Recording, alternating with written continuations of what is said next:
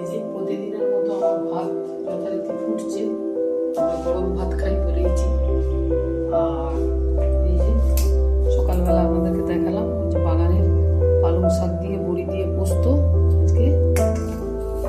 আর এই হচ্ছে বেগুন শাঁখা, পেঁয়াজ দিয়ে, এই পেঁয়াজ দেবো, টমেটো, কাঁচা লঙ্কা, ধনে পাতা দিয়ে মাখা আছে, টমেটো পোড়া, আর আছে এই যে বাটা মাছের ঝাল, নাতির আলাদা তোলা আছে, এই যে বাটা মাছের ঝাল।